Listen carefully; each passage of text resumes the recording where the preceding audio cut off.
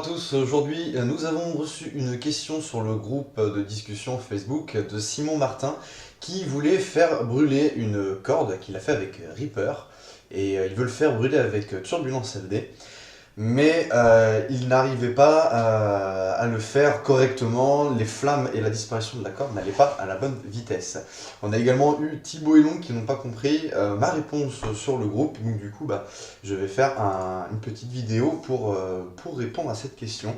Ce groupe Facebook est ouvert à tout le monde si vous ne connaissez pas, si vous n'êtes pas déjà parmi nous.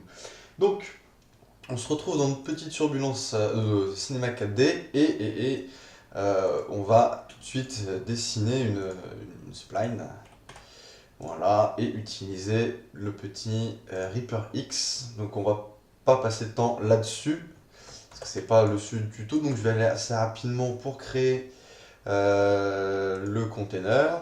Donc vous appuyez sur la touche V pour faire apparaître cette petite roue et sélectionner par exemple votre module externe, la Simulation Windows. Hop.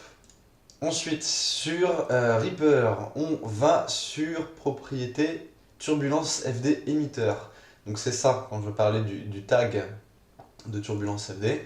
Et dans Texture, donc je vais vous parler de cet onglet-là, vous n'avez plus qu'à sélectionner dans Surface Texture Channel, ce que j'ai écrit, luminescence, transparence, alpha ou color. Donc comme tu vas faire des flammes, ce sera plus simple d'utiliser luminescence, on utilisera l'alpha pour faire disparaître la corde.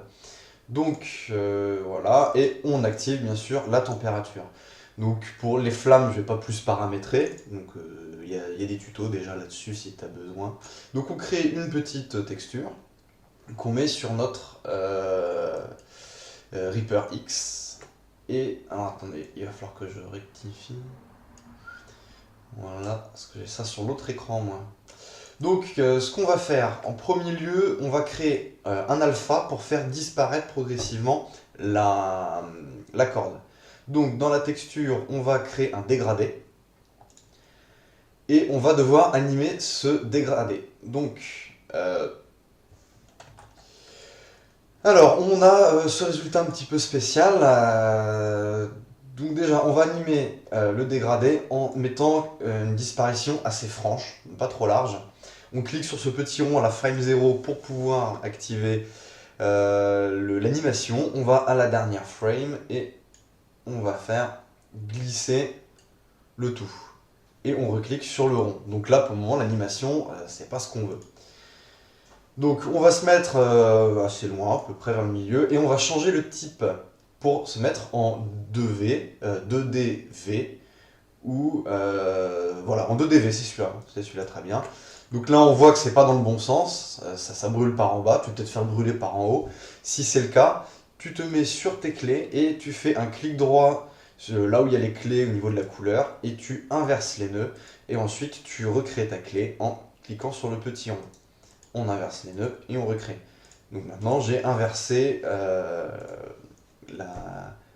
j'ai inversé je trouve pas mon mot, la manière dont ça brûle quoi. Ça brûle plus du même côté. Voilà, plus de bas en haut mais de haut en bas. Et par contre, on a toujours un petit souci, c'est que là il reste en fait les bords de notre corde. Donc on va vraiment faire au plus simple pour ce petit problème. On va dans Reaper X, dans Stand Caps, et bien en fait on enlève simplement les bords, donc ils disparaissent.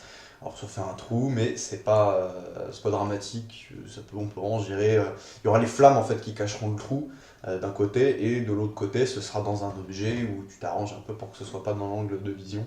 Voilà, c'est vraiment la solution la plus simple de les enlever. Donc si dans notre tag de Turbulence FD, on va dans Texture et on choisit notre alpha, et qu'on fait une simulation, hop, je vais sauvegarder parce qu'il aime bien planter quand même mon PC. Alors c'est pas fini. Là en fait, on pourrait sur d'autres objets plus simples, simplement aller chercher l'alpha et faire un rendu, peut-être décocher Fill Object si ça fonctionne pas. Mais pour cet usage, ici, il va falloir continuer avec Reaper et le modifier. Donc il faut être sûr qu'on veut garder cette configuration de notre corde, car nous allons éditer l'objet. Donc on sélectionne Reaper X et on appuie sur la touche C. Et on appuie sur la touche C de chacun des 3 RIP. Ensuite, on sélectionne tout, clic droit, connecter les objets plus supprimer. Et on remet notre tag de turbulence FD. Donc hop, température. Et là, on sélectionne notre alpha. Nous avons bien notre texture dessus. Et si nous faisons notre rendu, on décoche Fill Object et on fait notre rendu. Et on constate que maintenant, la fumée, donc là les flammes sont générées uniquement là où la corde est encore visible. Donc on a vraiment cette impression que ça brûle. Par contre, tu vas me dire, je suis tout à fait d'accord avec toi, que ça brûle également en bas et que ça disparaît pas, c'est pas cohérent, j'aimerais qu'il n'y ait que le bout qui brûle. Eh ben, on va continuer. Alors, pour ce faire, nous allons aller dans notre matériau et nous allons en fait aller dans la luminescence. C'est quelque chose qui brûle, donc ça va être lumineux. Alors, tu peux choisir un autre canal, par exemple, le canal donc, de transparence ou la couleur.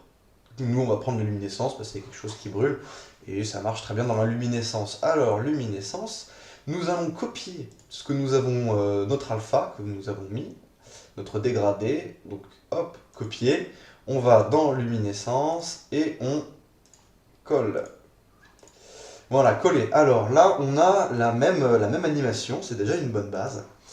Sauf qu'on ne veut pas que tout notre objet soit lumineux. On décoche turbulence FD pour constater que tout l'objet est lumineux. On ne veut pas ça, donc on va rajouter en fait un point noir de l'autre côté du point blanc dans le dégradé. Ce qui fait que nous avons uniquement là où il va y avoir les flammes qui sera luminescent. Et ça va beaucoup se voir puisqu'il y aura les flammes par-dessus. On pense bien à recréer une clé, à retourner à la fin de notre animation et d'animer le nouveau point que nous avons créé en le supprimant par exemple. Et on clique pour créer le point. Alors il ne veut pas, donc on va créer un léger décalage pour que je puisse glisser mon point noir de l'autre côté. Et voilà. Donc on vérifie notre animation. Donc il y a une petite seb.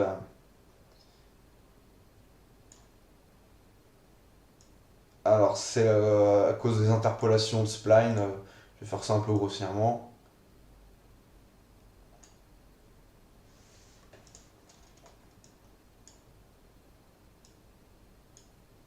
Alors c'est parce que ouais, j'ai inversé les clés, j'ai fait ça un peu bêtement. Alors je reviens, je fais du CTRL Z. Voilà, donc là on a copié l'animation, donc je reprends à ce moment-là. Donc ici je crée un nouveau point noir que je mets tout à droite.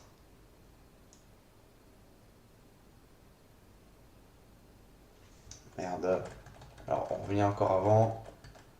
Donc voilà, je retourne dans ma luminescence, je fais coller.